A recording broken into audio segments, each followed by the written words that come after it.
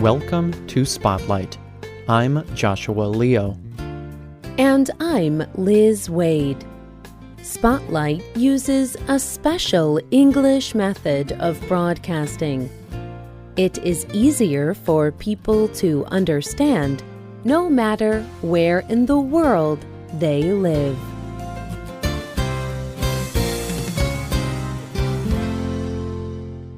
The story begins with an 11-year-old girl. She lives in Ghana. The girl loves to read. One day, her father and his friends are talking to the girl. The friends ask the girl what she wants to be when she grows up. The girl remembers her books. She remembers the American hero, Nancy Drew. This character is a young woman. She solves crimes in her city. The little girl tells the men that she wants to be just like Nancy Drew when she grows up. The men begin to laugh loudly. They think what she said is funny. The little girl does not understand. The girl's father kindly explains that her dreams are based on American books. Nancy Drew is a story about an American girl, not an African girl. The books show a world that is different than the girl's. Deborah Ahenkra is the young girl from the story. As an adult, she is still interested in books. But now, she wants to give other children something she did not have. She wants to give African children stories that are more like their own lives. Today's spotlight is on her organization called Golden Baobab. Deborah Ahenkra believes that books are important for children everywhere. She told interviewer Leon Ongonga from allafrica.com, I think if you are able to make children love reading, they can discover the joy of reading at an early age. And a lot of adult literacy problems would be solved. Also, books let children have the chance to have a childhood full of joy, laughter, and imagination. This does not exist for many children on the continent of Africa. Ahenkra attended university in the United States. While there, she began an organization that sent books to Africa. Ahenkra shipped thousands of books. But one day, she made an important discovery. She noticed a book with a picture of a girl. The girl was African.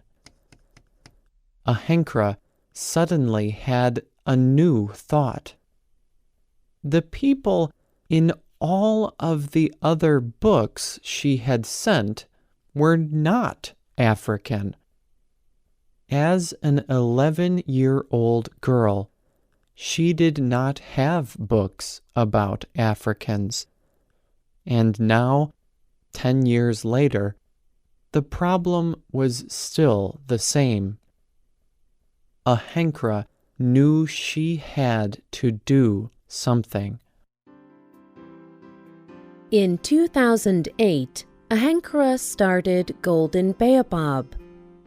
This organization aims to provide books for African children that are written by African people. Golden Baobab does this in 3 ways. First, they organize programs and workshops.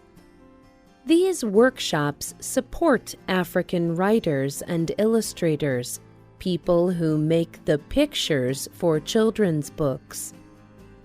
In these workshops, writers can learn new things and improve their work. Second, Golden Baobab connects writers and illustrators to publishers. Finally, they offer the Golden Baobab Prize. This is the most famous way Golden Baobab works. Every year, Golden Baobab presents 3 prizes for excellence in children's writing. The first is for a picture book. The second prize is for a longer children's book. And the third is for a young writer under the age of 18. Golden Baobab began giving these prizes in 2008. Any writer who is a citizen from an African country can compete for the prize. Each story must be a new story, never published, and it must happen in Africa. It must show experiences Africans or African children could relate to.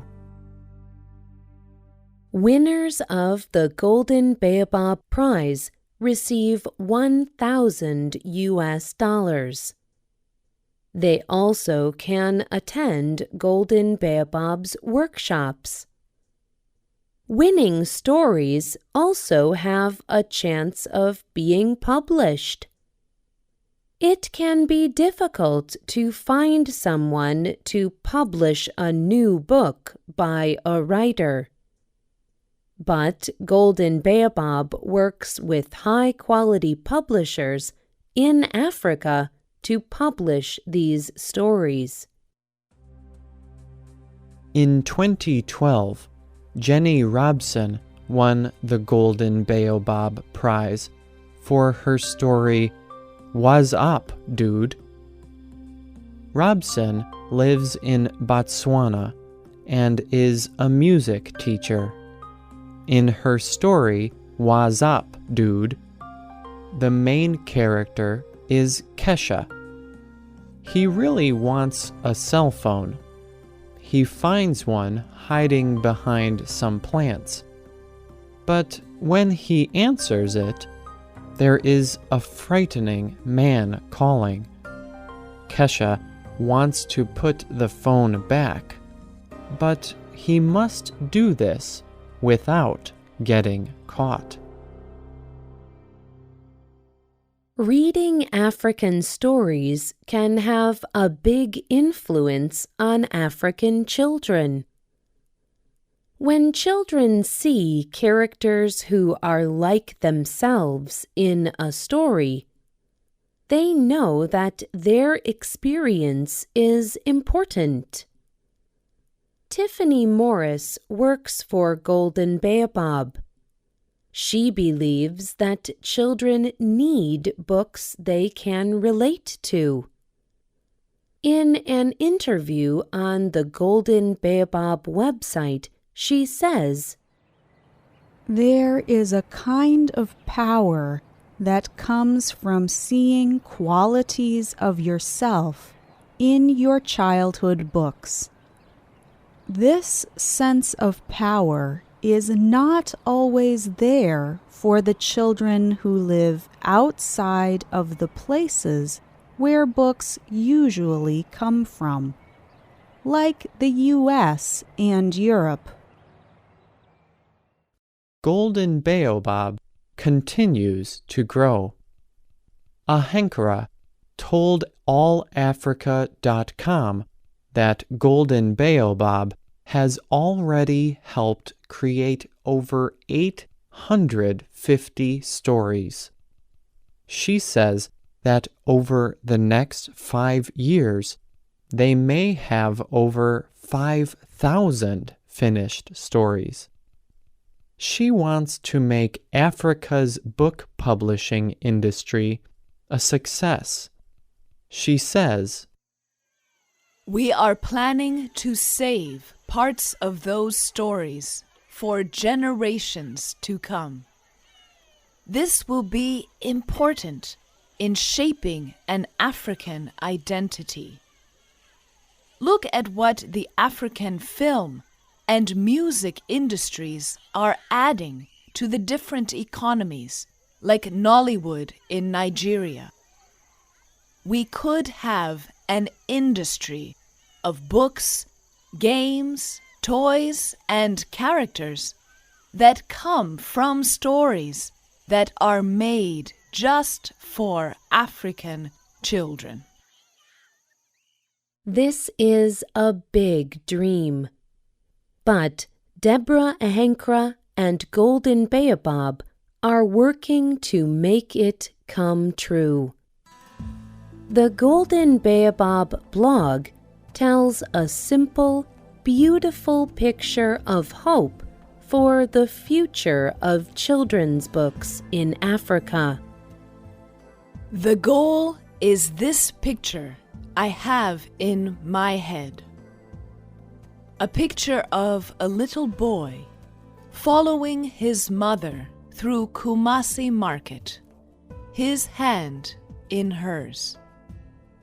And in his free hand, he holds a colorful, exciting book. He is so involved in the book that he simply cannot put it down. This is the experience every child deserves to have. This is what we are fighting to achieve. This is the image I hold on to as I move forward with Golden Baobab. Let's make it happen.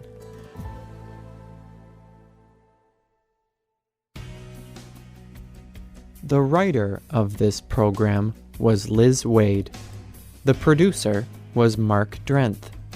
The voices you heard were from the United States. All quotes were adapted for this program and voiced by Spotlight. You can listen to this program again and read it on the internet at www.radioenglish.net. This program is called African Children's Books. You can also leave your comments on our website, or you can email us at radio@radioenglish.net. You can also find us on Facebook. Just search for Spotlight Radio. We hope you can join us again for the next Spotlight program. Goodbye.